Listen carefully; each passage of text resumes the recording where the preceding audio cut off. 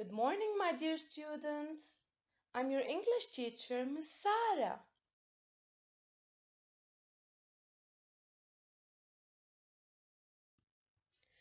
All right, my dear students. Today we are going to learn something new. But before that, we are going to listen to a story. And this story happens to be one of my favorite stories. So, let's get ready to listen to the story.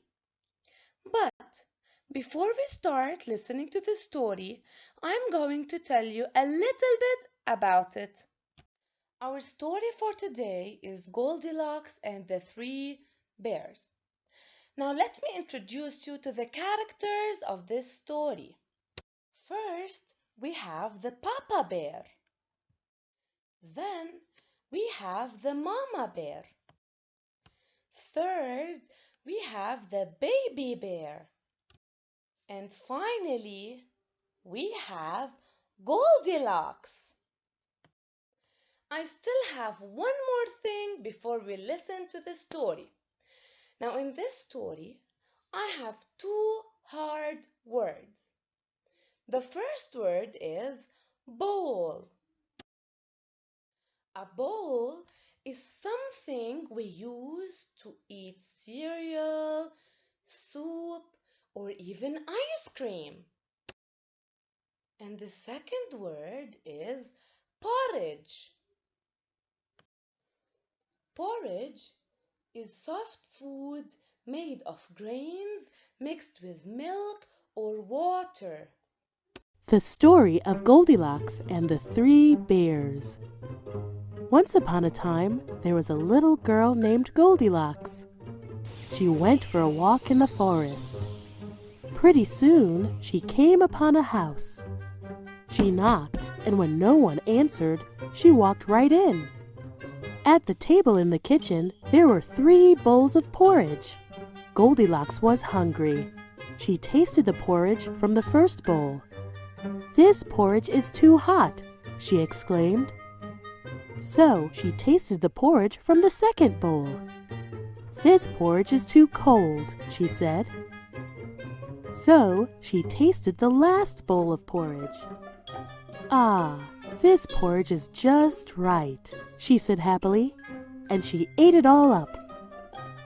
After she'd eaten the 3 bears' breakfasts, she decided she was feeling a little tired.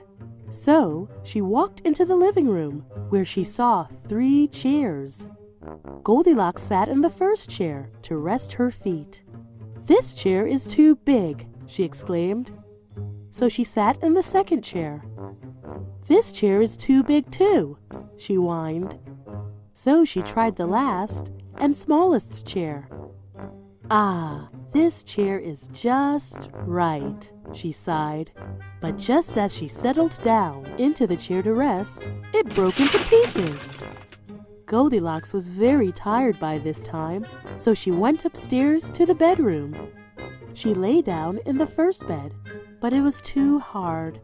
Then she lay in the second bed, but it was too soft. Then she lay down in the third bed, and it was just right. Goldilocks fell asleep. As she was sleeping, the 3 bears came home. "Someone's been eating my porridge," growled Papa Bear. "Someone's been eating my porridge," said the Mama Bear. "Someone's been eating my porridge, and they ate it all up," cried the Baby Bear. "Someone's been sitting in my chair," growled the Papa Bear. "Someone's been sitting in my chair," said the Mama Bear. "Someone's been sitting in my chair, and they've broken it all to pieces," cried the Baby Bear. They decided to look around some more, and when they got upstairs to the bedroom, Papa Bear growled, "Someone's been sleeping in my bed." "Someone's been sleeping in my bed too," said the Mama Bear. "Someone's been sleeping in my bed, and she's still there," exclaimed Baby Bear. Just then, Goldilocks woke up and saw the 3 bears. She screamed, "Help! and she jumped up and ran out of the room. Goldilocks ran down the stairs, opened the door, and ran away into the forest. And she never returned to the home of the three bears. The end. Did you enjoy the story? Did you like it? Good! And now it's time for you to answer some questions. Question number 1. What is the title of the story? Very good. The title of the story is Goldilocks and the Three Bears. Question number 2. Who are the characters of the story? Excellent! The characters of the story are Papa Bear, Mama Bear, Baby Bear, and Goldilocks. Now, question number 3. When did the story take place?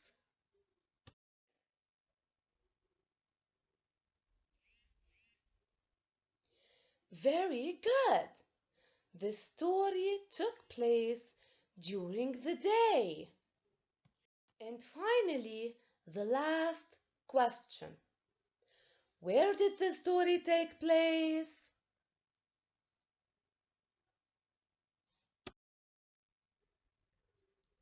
Excellent!